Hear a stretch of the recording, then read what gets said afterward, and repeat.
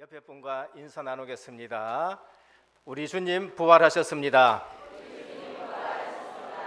다시 한번 인사합니다. 우리 주님 부활하셨습니다. 이 인사는 초대교회에 예수님이 부활하신 이후에 인사가 바뀐 것입니다. 예수님이 십자가 돌아가셨는데 제자들은 크게 낙심을 했습니다.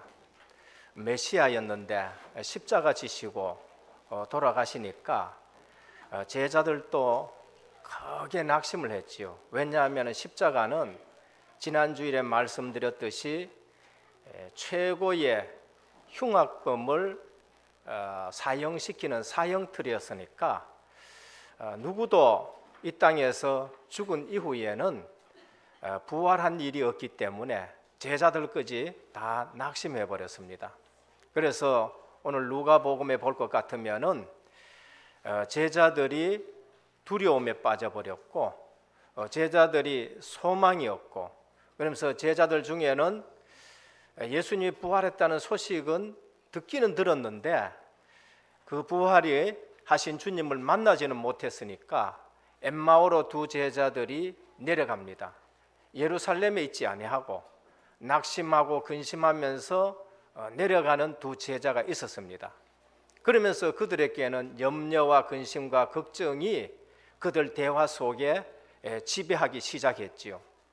이처럼 그런 그들에게 주님이 나타나신 것이지요. 무엇을 그래 걱정하느냐? 주님이 그렇게 물으니까 제자들이 당신이 예루살렘에서 내려오면서 예루살렘에 일어난 일을 모르느냐 물었습니다. 그래서 주님이 무슨 일이 있냐고 물었지요. 그때 하는 말씀이 우리에게 있는 능력의 선지자가 유대인들에 의해서 십자가에 처형됐고 돌아가셨다라고 했습니다. 그때 주님이 미련하고 더디 믿는 자들아 그랬습니다. 우리 주님은 우리 연약한 것보다는 불신앙을 가장 책망하신 것입니다. 그러면서 주님이 그 두 제자에게 모세의 글과 선지자의 글로 자기에 대해서 자세히 설명하시고 집에 들어가서 식탁을 차려서 부활하신 주님과 식탁을 먹는데 그들의 눈이 밝아진 거예요. 떡을 떼는데 그들의 눈이 밝아져가 부활하신 주님을 보게 되었어요. 그래서 그들이 다시 예루살렘으로 올라갑니다. 오늘 우리 신앙생활도 마찬가지입니다. 부활하신 주님, 생명의 주님을 만나지 못하면은 신앙생활 하면서 어디로 내려가느냐? 예루살렘을 떠나가지고 자꾸 밑으로 내려가요. 근데 부활하신 주님을 만나면은 다시 예루살렘으로 올라가는 걸 볼 수 있습니다. 오늘 또 부활절이 그냥 우리의 이 절기가 되지 마시고 생명이 역사하는 그리스도가 누려지는 날이 되기를 주님의 축원드립니다. 부활은 이것은 생명의 주님이라는 것을 우리에게 말씀하시고 사망, 죽음, 지옥, 마귀 권세를 깨뜨리신 날이 바로 부활의 날인 것입니다. 그래서 오늘 또 우리는 주님 부활하셨습니다라는 말이 이제는 모든 제자들에게 인사가 되었어요.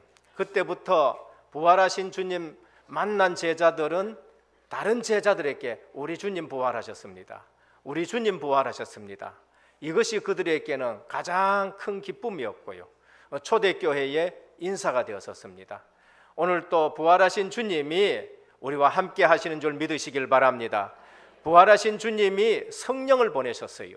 그래서 성령 하나님께서 우리와 영원토록 함께 하시는 것입니다. 우리가 복음이라 했었을 때에 복음이 무엇인가? 그것은 그리스도의 십자가와 부활이 복음이 되는 거예요. 그리스도가 복음인데 그 그리스도께서 오셔가지고 십자가 지셨습니다. 지난주에 말씀드렸습니다. 하나님의 공의 앞에 우리 죄를 완전히 갚으신 것, 그리고 그 십자가는 하나님이 우리를 사랑하신다는 증거로 그 십자가 사건을 우리에게 보여주신 것입니다. 그리고 복음이 무엇이냐? 거기서 끝나면은 우리는 또 소망이 없지요. 그리스도의 부활이 없으면은 사도 바울이 우리는 이 땅에서 가장 불쌍한 자라 그렇게 말씀했습니다. 그래서 오늘 또 기독교는 종교가 아니고 생명이라는 것을 우리에게 말씀을 합니다. 그래서 복음은 예수 그리스도와 그 십자가 부활 사건을 우리는 복음이라 그렇게 말씀을 합니다. 그래서 십자가 사건을 봤었을 때에 복음을 놓치면은 두렵고 절망이 됐었습니다. 그러나 복음을 깨닫고 나니까 그 십자가가 하나님의 사랑이 나타나신 십자가고, 부활 소식은 우리가 복음 없으면은 의심해야 되는 사건이 부활 사건이에요. 그러니까 많은 사람들이 복음을 모르면은요, 부활을 갖다가 의심하게 되는 것입니다. 부활을 믿지 못하는 거예요. 그게 육신적인 삶인 것입니다. 그럼 복음 알고 나니까 이 부활은 우리에게 생명 주는 사건인 것을 우리에게 말씀을 합니다. 창세기 3장이 무엇인 사건이냐? 전부 죽음이에요. 하나님 떠났다, 죽음이에요. 죄의 삭은 사망이다, 죽음이에요.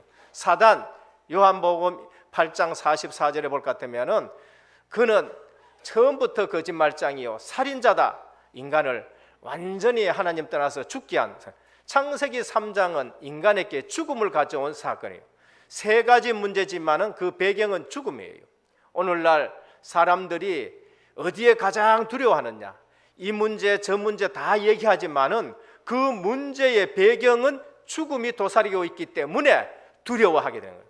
그래서 문제를 두려워하는 겁니다. 이 문제 때문에 사건 터지고 그 배후에는 죽음이 있기 때문에 한 주간 동안에도 우리에게는 너무나도 큰 슬픔을 가져다 주는 사건이 터졌습니다. 우리 한국에 엄청난 사건들이 계속 터지는데 그것이 우리에게 무엇을 얘기합니까? 전부 죽음의 두려움인 것이지요. 저는 그들이 하는 말 한마디 한마디 들으면서 한 주간 동안 계속 눈물밖에 나지 않았었어요. 우리 이 민족이 왜 이렇게 되었는가? 눈물밖에 나지 않고요. 대통령이 나서서 그처럼 하지만은 잘해보려고 하지만은 이 나라의 대통령들이 얼마나 잘해보려고 하는 대통령들이 없지 않아 있었습니다. 김영삼 정부에서도 잘해보려고 했지만은 그것을 들고 뿌리채 뽑으면은 고구마 줄기처럼 부정부패가 나오는데 끝이 없다는 얘기를 저는 들었었습니다. 이번에도 또 잘해보려고 하지만은 끊임없는 사건들이 터지는데 누가 죽느냐? 후대들이 전부 죽는 거예요. 출애굽기 1장 볼 것 같으면은 복음이 희미해지니까 누가 죽느냐? 결국은 후대들이 죽는 사건들이 계속 일어나는 걸 볼 수 있습니다. 이번 부활절을 기해서 한국교회가 새롭게 시작되기를 축원합니다. 우리 복음 있는 교회가 복음의 원내스 되어가지고 전 한국교회를 또 살리고 전도운동을 통해가지고 한국을 바꾸고 세계 바꾸는 이러한 시작이 있기를 우리 은혜교회부터 시작되기를 축원드립니다. 부활절 너무나도 우리에게는 정말로 기쁨의 날인 겁니다. 사망 권세 깨진 날이요, 그 다음에 또 죽은 권세 깨진 날이요, 지역 권세가 깨지는 날이요, 사악한 사단 마귀가 권세가 깨어지는 날이 부활절인 것입니다. 오늘 또 믿는다 하면서로 실제로는 중요한 약속을 믿지 않았어요.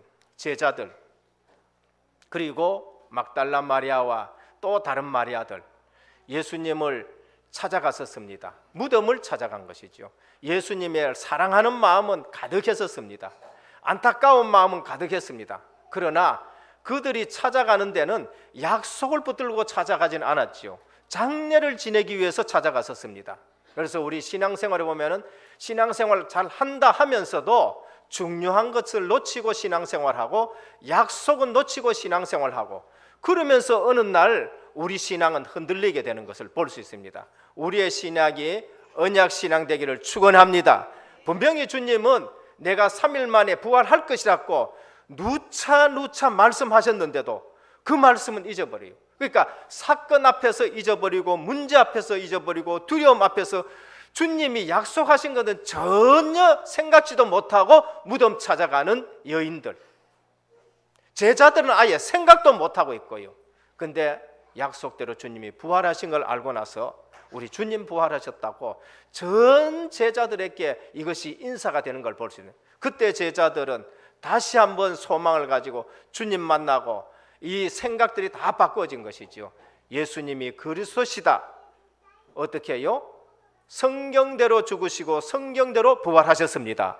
그래서 주님이 부활을, 오늘 또 우리는 이 일들을 놓고 어떻게 생각해야 되느냐? 우리가 배워야 할 일들이 있습니다. 그게 학문이에요. 학문은 배워야 됩니다. 그리고 오늘 또 배우고 내일 또 배우고 학문은 배워야 되죠. 우리가 연구해야 될 부분도 있습니다. 그것이 바로 과학이지요. 그거는 연구해야 됩니다. 그러나 우리가 믿어야 될 부분이 있어요. 그게 예수 그리스도의 부활 사건인 것입니다. 부활 사건은 생명의 역사이기 때문에 그것은 우리가 연구해야 될 부분이 아니에요. 우리가 아무리 연구해도 그거는 안 됩니다. 아마 천국에 가서 그것을 우리가 알 수 있겠지요. 그래서 부활 사건은 믿어야 될 사건이에요. 이 땅에서 누구도 그것을 흉내낼 수도 없고 누구도 해결할 수 없는 문제이기 때문에 그리스도가 부활하셔서 그분이 그리스도라는 사실을 우리에게 나타낸 것입니다. 그래서 부활 사건은 믿음의 사건인 것입니다. 그래서 이 사실을 믿을 때에 하나님은 우리에게 역사하시게 되어 있습니다. 구원받은 성도님들, 하나님의 약속을 믿기를 축원드립니다. 그래서 믿을 때에 우리에게 평강이 오는 겁니다. 주님은 부활하시고 두려워하는 제자들에게 평강하라 그렇게 말씀을 하셨습니다. 그래서 오늘 또 우리는 성경을 믿어야 됩니다. 예수님이 그런 사실을 성경에는 계속 말씀하셔요. 우리가 예수님의 행적은 전부 예언된 행적입니다. 왜 예수님이 그리스도라고 우리가 믿게 됐냐? 예언된 대로 왔기 때문에요. 다른 그 누구를 봐도 예언된 대로 오지 않았어요. 그래서 창세기 3장 예수님 예언되었습니다. 여자의 후손으로 오겠다 예언되었지요. 예수님은 그렇게 오셨습니다. 그리고 예수님은 어떻게 오셨느냐? 자기 백성을 그 죄에서 구원할 자로 그렇게 오신 것입니다. 아브라함의 후손으로 오겠다 예언됐습니다. 창세기 12장 3절에 예수님이 이 땅에 그리스도로 오신 것은 엄청나게 많이 예언됐었습니다. 유다의 지파에 오시겠다 창세기 49장 10절입니다. 그래서 예수님이 아브라함의 후손으로 오는데 누구의 지파에 오느냐? 유다의 지파에 오겠다 창세기 49장 10절에 말씀했습니다. 유다의 지파 중에서 누구의 가문에 오느냐? 다윗의 가문에 오겠다. 이사야 6장 1절에서 5절입니다. 이새의 줄기에서 한 싹이 나겠다. 거기서 만민의 기호가 서겠다 했어요. 그분은 상권이라 그는 태초에 있었더라. 이처럼 예언된 겁니다. 어디에 오시겠느냐? 미가서 5장 2절에 보면 베들레헴에 오시겠다라고 기록이 되었었습니다. 그리고 십자가 지실 것이다. 이사야 53장 4절에서 6절 그가 찔릴 것이다. 그가 채찍에 맞을 것이다. 그러면서 다 예언이 되었습니다.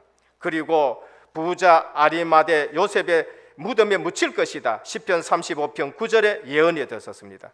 그리고 그분이 부활하실 것이다. 시편 16편 10절에 예언되었습니다.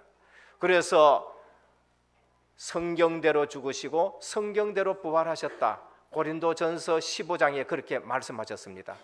오늘 예수님이 예언된 대로 오시고 예언된 대로 죽으시고 예언된 대로 부활하셨기 때문에 그분이 그리스도인 줄 믿습니다. 우리가 석가가 그랬다 그러면 우리는 석가를 믿어야 돼요. 공자가 그랬다 그러면 우리는 공자가 그리스도인 줄 믿어야 돼요. 그러나 나사렛의 예수 그리스도가 그렇게 사시다가 죽으시고 부활하셨기 때문에 나사렛 예수 그리스도를 우리가 구주로 믿고 다윗의 후손 예수 그리스도를 구주로 믿는 것입니다. 얼마나 더 많은 증거가 있어야 믿겠습니까? 오늘 또 많은 사람들이요 예수님의 살아온 그 윤리 도덕적인 것은 정말로 믿고 그러면서 감동을 받는데 십자가와 부활은 안 믿어요. 심지어 신학자들까지 안 믿는다니까요. 왜? 그게 사단의 장난이고요. 그게 은혜 받지 못한 것입니다.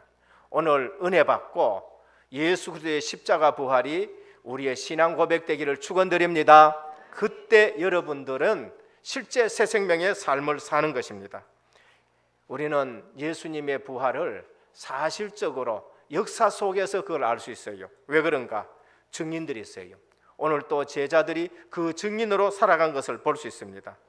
우리 부활절 절기가 예수 그리스도의 부활을 나타내는 겁니다. 부활절은 춘분 후 첫 보름 지나서 첫 주일을 부활절로 삼습니다. 왜 그런가 하면 핍박 당시에 그 누구도 그 날짜를 기억 못해요. 그냥 복음 전하고 핍박당하고 그래 살다가 어느 날 우리가 부활절은 가만히 생각해 보니까 충분히 지난 날짜였다. 그리고 예수님 부활하신 날은 분명히 보름 지난 날이었다. 그날 첫 안식 후 첫날이었는데 우리로 말하면 주일이지요. 그래서 부활절은 춘분 후 첫 보름 지나서 첫 주일을 언제나 부활절로 지켜요. 그게 무엇이냐? 예수님 부활하셨다는 증거입니다. 장소로는 아리마대 요셉의 무덤이 비어 있었기 때문에 예수님 부활을 우리는 믿습니다. 그리고 상황은 군인들이 지켜 있었어요. 분명히 군인들이 지켰고 분명히 군인들이 예수님 부활을 봤어요. 그래서 그들이 너무나 겁이 나서 졸도하기도 하고 가서 보고했는데 돈을 주면서 절대 이 말 하지 마라. 그 유대인들이 그렇게 말해요. 유대인 지도자들이 이 소문 나가면 큰일 난다. 우리는 완전히 큰일 나니까 돈 주면서 그러면서 이것을 완전히 거짓말로 뒤집으신 거지요. 뭐라고 뒤집으셨느냐? 제자들이 와서 도둑질 해갔다. 그렇게 말해요. 그게 도난설입니다.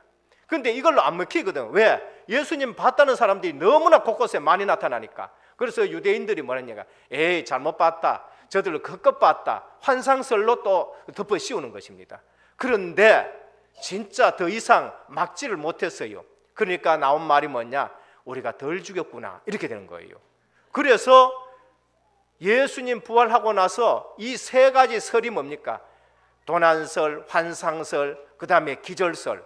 이것은 예수님이 분명히 살아났다는 것을 증거하는 거죠. 아마 지금 수사과학자들이 상황을 잘 살펴봐서 이 세 가지를 딱 얘기한다면 예수님 살아났다는 것을 말하지 아니할 수 없는 거죠. 그러니까 이 모든 설들이 전부 예수님 살아난 것을 말합니다. 그리고 예수님 부활하신 증거가 뭐냐? 제자들이에요.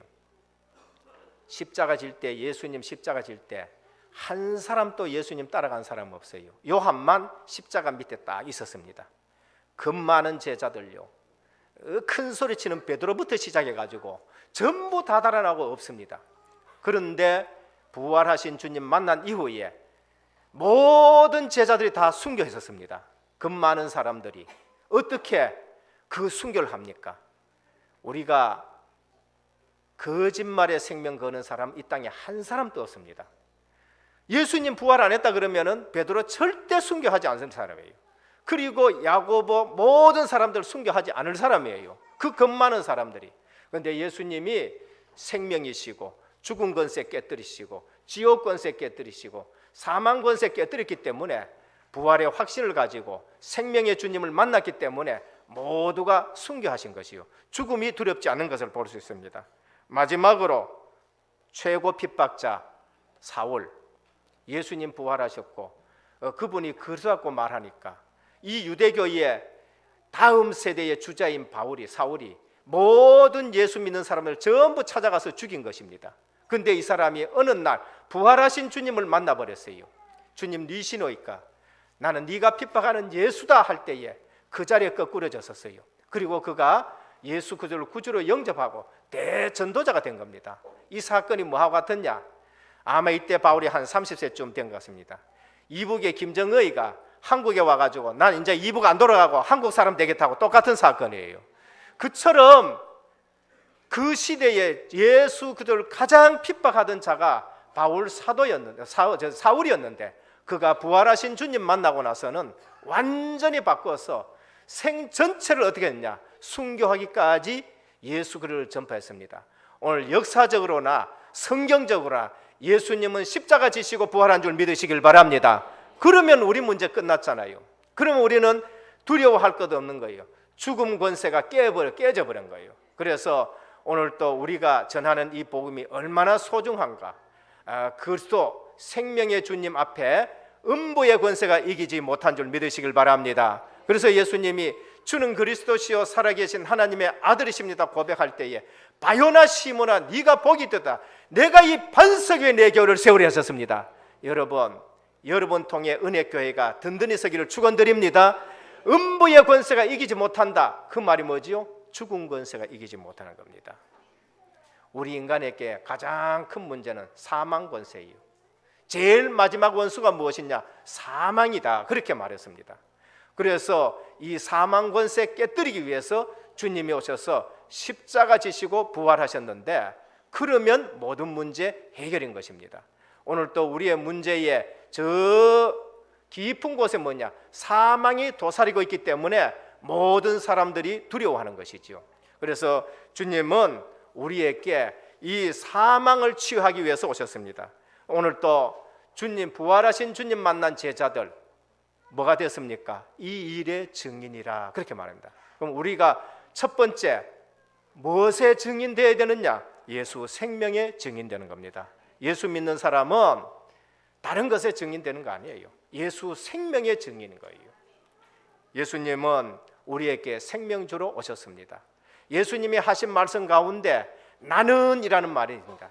근데 가장 많이 하신 말씀이 뭐냐? 나는 생명이다 라고 그렇게 말씀하셨어요. 요한복음 11장 25절에 보면 나는 부활이요 생명이니 나를 믿는 자는 죽어도 살겠고 무릇 살아서 나를 믿는 자는 영원히 죽지 아니하리라. 이것을 네가 믿느냐 할 때에 마르다와 마리아가 주는 그리스도시요 세상에 오신 하나님의 아들이십니다. 베드로 고백하고 갔지요. 갔습니다. 그래서 오늘 또 예수님은 우리에게 생명을 주셨기 때문에 우리는 생명의 증인이 되는 것입니다. 요한복음 14장 6절에 보면 내가 곧 길이요 진리요 생명이니 나로 말미암지 않고는 아버지께로 올 자가 없다.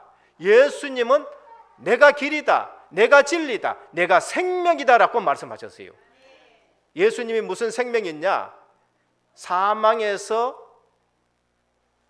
생명으로 옮긴 생명이 된 거예요. 요한복음 5장 24절 보면 내가 진실로 진실로 너희에게 이르노니 내 말을 듣고 나 보내신 이를 믿는 자는 영생을 얻었고 심판에 이르지 않으니 사망에서 생명으로 옮겼느니라.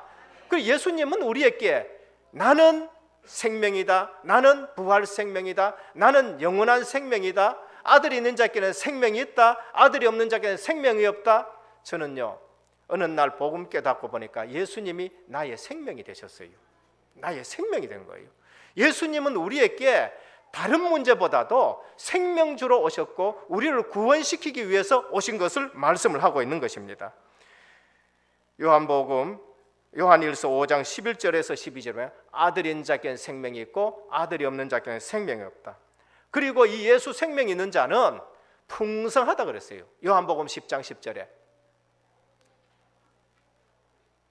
마귀가 오는 것은 도적질하고 빼앗기기 위해서 오는 것이지만은 나는 너희에게 생명을 주고 더 풍성하게 하려 하심이라 라고 말씀하셨습니다. 요한복음 6장 48절에 보면 나는 생명의 떡이다 그랬어요. 나는 생명의 빛이다 말씀하시고 나는 생명의 물이다 라고 말씀하셨습니다. 오늘 또 제자들은 무슨 증인이 되었느냐? 예수 생명의 증인이 되었었습니다.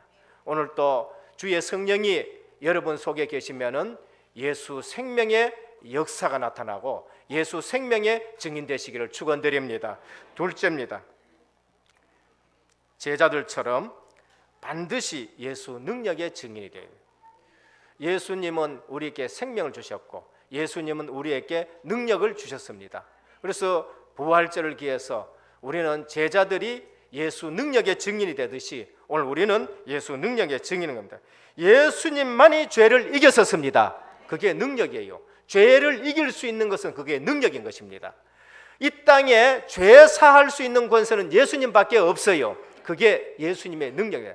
네가 누인데 죄를 사하느냐? 바리새인들이 그렇게 물었지요. 예수님은 내게 죄 사하는 능력이 있다고 말씀하셨습니다. 오늘 또 예수 그리스도의 이름을 전하면은 죄 사하는 능력이 나타나는 줄 믿습니다. 오직 의인은 믿음으로 말미암아 살리라라고 하셨어요. 믿음 없이는 우리의 죄 사함이 없습니다. 예수님 안에 세상을 이기는 권세가 권능이 있어요. 요한복음 16장 33절에 보면 예수님이 볼지어다 내가 세상을 이겼노라 하셨습니다. 오늘 또 우리에게는 세상 이길 수 있는 능력이 있습니다. 어디에 있을 때? 예수 안에 있을 때에 우리는 세상을 이길 수 있는 능력이 있습니다. 예수님만이 사단을 이기셨습니다. 그 능력이 있는 거예요. 그래서 그 능력을 우리에게 주셨습니다. 누가복음 10장 19절에 내가 너희에게 뱀과 정갈을 밟으며 원수의 모든 능력을 제할 권세를 주었다 하셨습니다. 마가복음 3장 13절 15절에 보면 원하는 자를 불렀는데 함께 있기 위하며 또 전도도 하며 귀신을 내어 쫓는 권세를 주려 함이라 하셨습니다. 오늘 우리는 무슨 증인이 됐냐? 예수 능력의 증인이 되는 것입니다. 마지막 세 번째입니다. 제자들처럼 반드시 예수 치료의 증인이 되는 것입니다.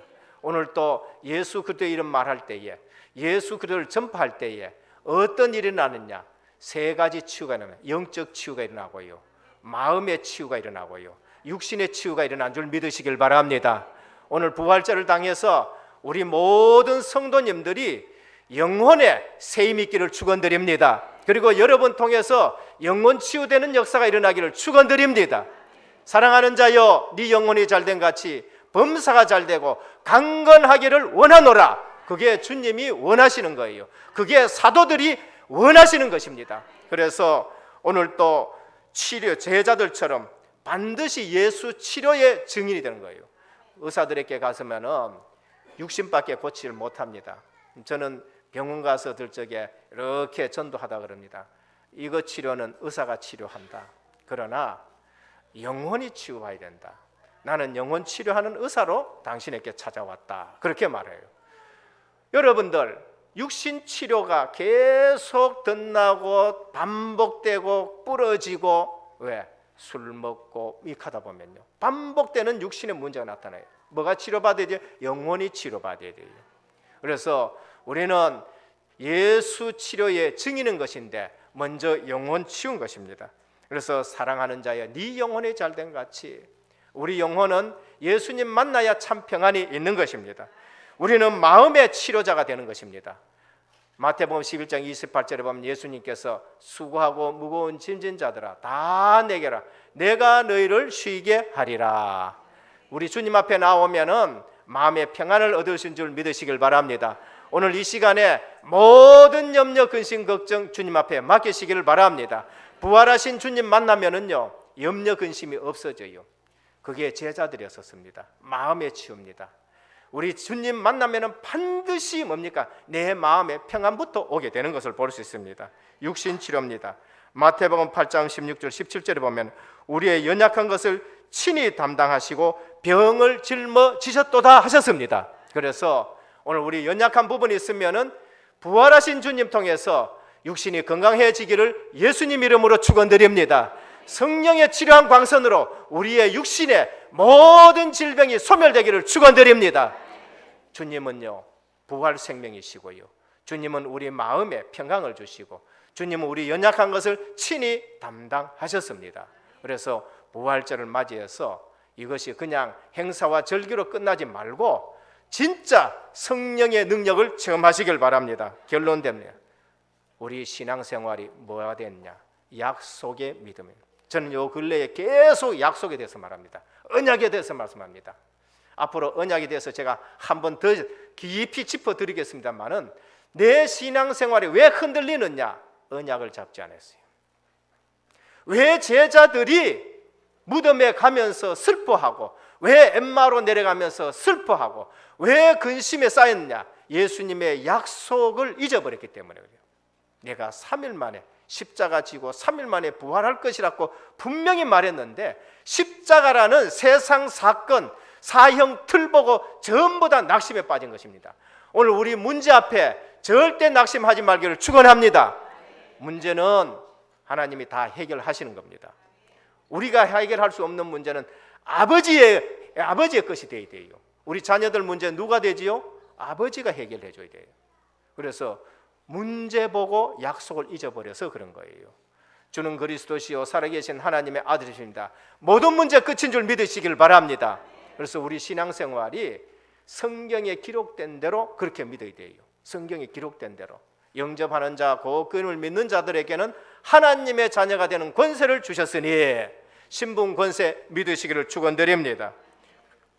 그러면서 그 부활의 능력을 믿는 자들에게는 하늘과 땅의 모든 권세를 가지신 주님이 가라 했기 때문에 우리는 어디에 가든지 염려, 근심, 걱정할 거 없어요. 배경이 하늘과 땅의 권세가 가신 주님이 우리의 배경이기 때문에 가면은 뭐가 있죠? 제자가 있다는 것을 믿으시길 바랍니다. 모든 족속에게 뭐가 있느냐? 제자가 있기 때문에 주님이 가라 하신 거예요. 그럼 가서 제자 찾는 것입니다. 그리고 또 뭡니까? 갈수록 하나님이 증거를 주시는 것입니다. 갈수록 증거를 주시는데 성령 충만을 증거 주시고, 그 다음에 후대 살리라고 말씀하셨습니다. 그것이 요한복음 21장 15절에 18절, 네가 나를 사랑하느냐? 내 어린 양을 먹여라. 내 어린 양을 먹여라. 그렇게 말씀을 하셨습니다. 그래서 오늘 우리 신앙생활이 중요한 영적인 것을 약속을 붙들고 승리해야 되는데 신분 권세입니다. 첫 번째, 성령 내줍니다. 주님이 내 속에 계시는 줄 믿으시길 바랍니다. 가장 중요한 약속을 우리가 놓치면 안 돼요. 두 번째, 성령 인도입니다. 주님이 내 속에 계시면 성령께서 나를 인도하신다. 세 번째, 성령의 역사입니다. 우리 기도하면은 반드시 성령이 역사하시는 것이지요. 성령의 권능입니다. 이 성령의 권능 앞에 흑암 권세가 꺾여지게 되는 거죠. 성령의 권세입니다. 주의 천사가 동원이 되어져요. 성령의 보호입니다. 하나님 나라가 우리 배경이 되어지는 것이죠. 성령의 증거입니다. 증인되는 겁니다. 성령이 주시는 증거 가지고 우리는 증인되는 것이죠. 내 거 가지고 증인. 그래서 오늘 또 우리 신앙생활이 약속에 근거한 신앙생활이 되고 언약에 근거한 신앙생활이 되고, 중요한 거 아닌 것 가지고 우리가 염려하고 근심하고 다투고 시기하고 관계가 이상해지고 다 버리시고 중요한 것 붙잡고 증인되기를 주님의 축원드립니다. 이 시간에 우리 함께 기도드리겠습니다. 주님 부활하셨습니다. 성령을 보내셔서 저와 함께 하시고 생명의 주님이 나와 함께 하시는데, 오늘 이 땅에 이 복음이 없어가지고 지금 사건과 문제가 계속 일어나고 있는 것입니다. 한국 교회는 하나 되지 못해가지고 복음은 희미해지고 싸우고 있고요. 국가 위정자들은 위정자들에 계속적으로 싸우고 있고요. 그래서 이 땅에 어떤 것도 우리를 구원할 수 없고 사건은 계속적으로 터지고요. 남북 관계가 돼 있는데 국가와 위정자들 위해서 기도하시고 세월호를 통해서 어려움 당하는 자들에게 주님의 위로와 소망이 있도록 우리 함께 기도하고 우리 성례식 베풀도록 하겠습니다. 아버지 하나님, 감사를 드립니다. 부활하신 주님 때문에 제자들이 새 생명 얻고 제자들이 권능의 증인이 되어지고 제자들이 치료의 증인이 되어졌는데, 오늘 한국에 있는 교회와 한국의 정치인들과 한국에 있는 이 백성들이 너무나도 어려움을 당하고 있습니다. 하나님이 우리에게 주시는 사인인 줄로 믿습니다. 한국 교회의 경고요, 이 민족에 대한 경고인데 후대들이 고통당하고 죽고 있습니다. 주님께서 이 민족을 불쌍히 여겨 주시옵시고, 아버지 하나님, 한국 교회를 긍휼히 여겨 주시옵시고, 한국 교회의 지도자들 불쌍히 여겨 주시옵시고, 오직 복음과 전도의 원내스 되어질 수 있도록 주님이 역사하여 주옵소서. 대통령을 붙들어 주시옵시고, 위정자들이 하나님을 두려워하게 하여 주시옵시고, 교회가 복음을 회복하게 하여 주옵시고, 이 땅에 오는 저주와 재앙을 끊는 전도와 선교와 복음의 역사가 일어나도록 도와주시옵시고, 이번 부활절에 중요한 언약을 붙잡고 약속 신앙이 회복되어지는 우리 모든 성도님들 되게 하여 주시옵소서. 우리 주 예수 그리스도 이름으로 간절히 기도드립니다.